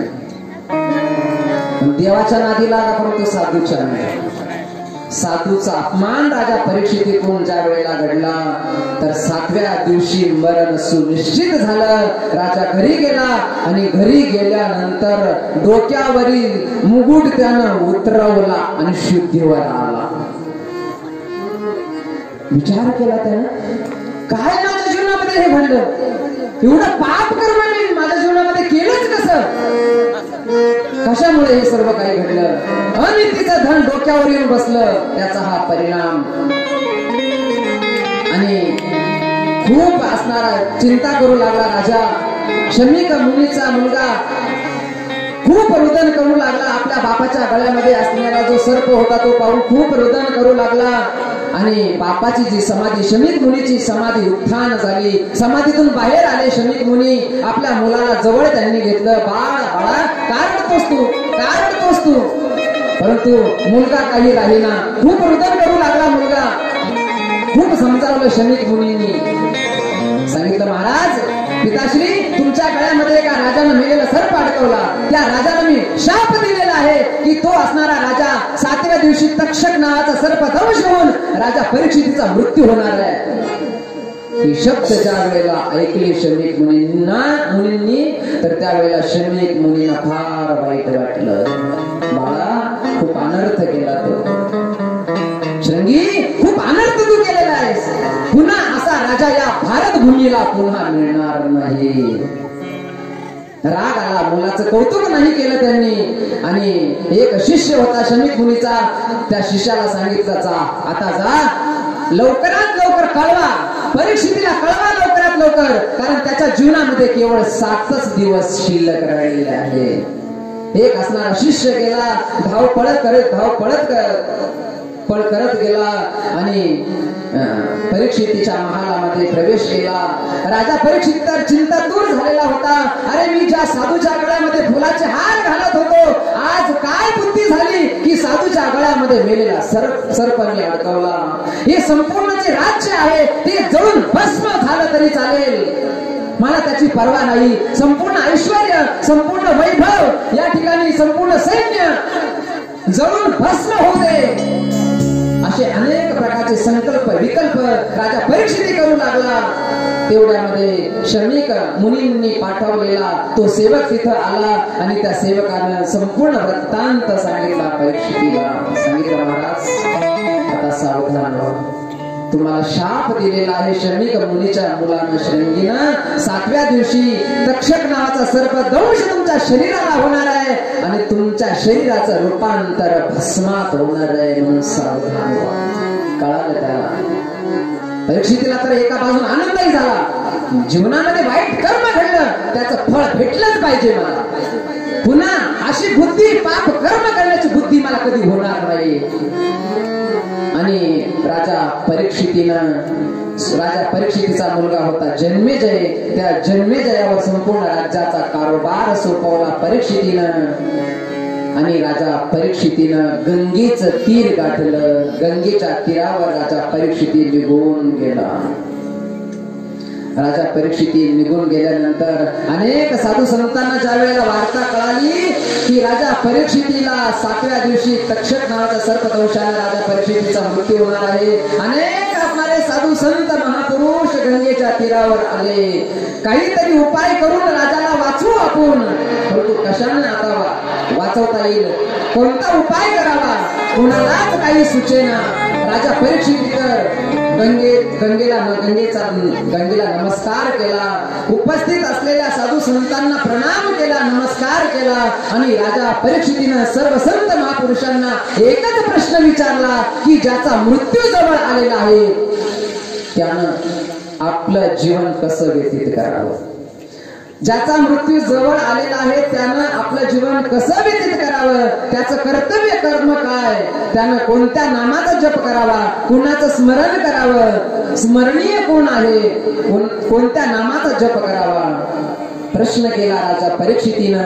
परंतु उपस्थित असलेल्या संत महापुरुषांनी प्रश्नाचं उत्तर दिलं नाही आणि त्याच वेळेला गंगेच्या तीरावर व्यासपुत्र शुकाचार्यांचं आगमन झालं. बोल शुकदेव भगवान की जय.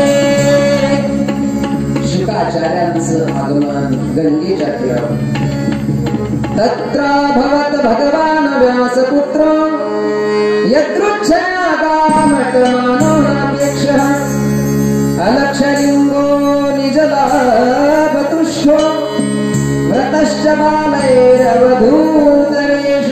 अवधूत वेश दिगंबर वेश ज्याने धारण केलेला आहे ती शुकाचार्य त्या संत समुदायामध्ये उपस्थित झाले. शुकाचार्य आलेले पाहून परीक्षिती उठून उभा राहिला. परीक्षितीनं आणि शुकाचार्यांच्या चरणांना नमस्कार केला. यथाविधी पूजन परीक्षितीनं शुकाचार्यांचं केलं आणि आलेल्या शुकाचार्यांना नमस्कार करून वंदन करून प्रश्न विचारला, महाराज मला हे सांगा की ज्याचा मृत्यू जवळ आलेला आहे त्यानं काय केलं पाहिजे, काय केलं असता तो मुक्त होईल, असा प्रश्न या ठिकाणी राजा परीक्षितीनं शुकाचार्यांना केला. आणि या ठिकाणी श्रीमद भागवताचा प्रथम स्कंद पूर्ण झाला. आणि द्वितीय स्कंदामध्ये जो प्रश्न राजा परीक्षितीनं केला की आसन्न मरण मृत्यू त्याचा जवळ आलेला आहे त्याचं कर्तव्य काय, या प्रश्नाची उत्तर सविस्तर दुसऱ्या स्कंदामध्ये शुकाचार्य राजा परीक्षितीला देते.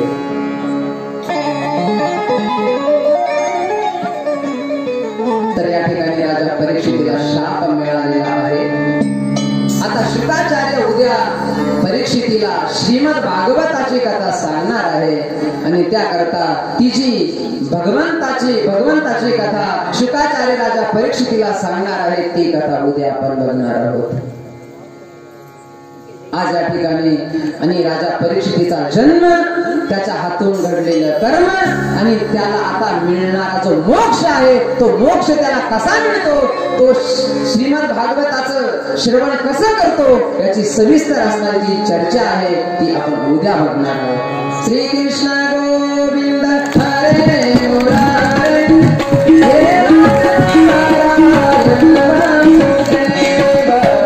कृष्ण